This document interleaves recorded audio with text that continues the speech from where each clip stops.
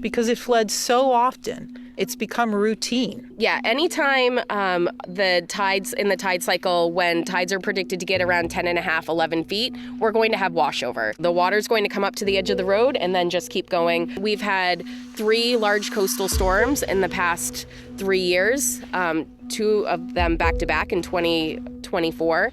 And this road was completely underwater.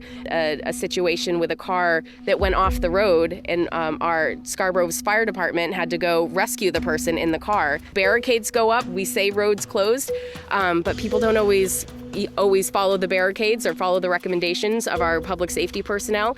And so then they're left to have to go pull them out of the marsh. It was potentially a much more hazardous situation. The car was about 12 feet away from the main channel of the river. And if it had entered into the channel, I was told that the public safety personnel might not have been able to get to that person.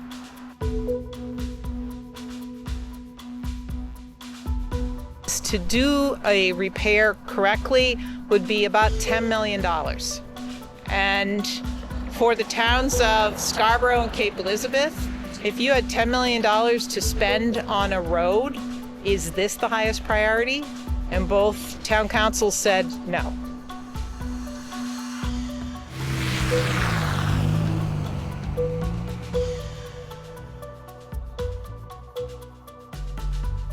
So sea level rise, you can look at resilience, you can look at hardening, you can look at retreat. And retreat is really hard because you have to let go of something that you currently have. And it's very difficult for anyone to imagine things being different from the way they are right now. So it's hard to talk about retreat. And this is a great example where both communities and the public is saying, okay, we're willing to make that very difficult choice, and we understand it opens up other options for us in other parts of town.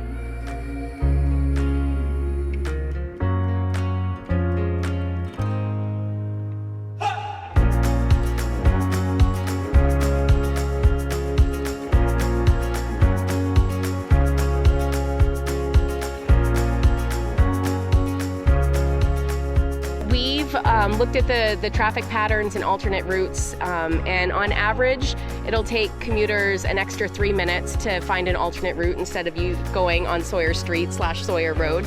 And our town councils have had 2 public workshops on this process. The first one, we didn't even really broach the subject of removing the road, and they encouraged us to consider it. The second one, we had the grant offer, and both councils had to decide whether they were ready to be in. And that was the workshop where it looked like there was buy-in. There was buy-in from the public. We've heard from people who say, we love to come down to this road, we love to see the birds, but we understand that this road is not good for the marsh, and we'll still be able to see the birds because we'll find ways to make the edge of the marsh an overlook. This project overall, it's going to serve so many purposes. It's a great example of municipal cooperation, the towns of Cape Elizabeth and Scarborough coming together to apply for the grant and implement it cooperatively.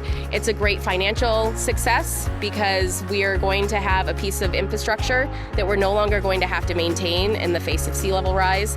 And it will be a great environmental success because we're going to have a large portion of the Spurwink Marsh that is fully restored and no longer restricted to tidal movement. She was so good. That's it. That's it. No, you go ahead. Go with that. No, take it. That's it. She's got it? She's got it. So anything else you want to say? I think we're good. We're really good.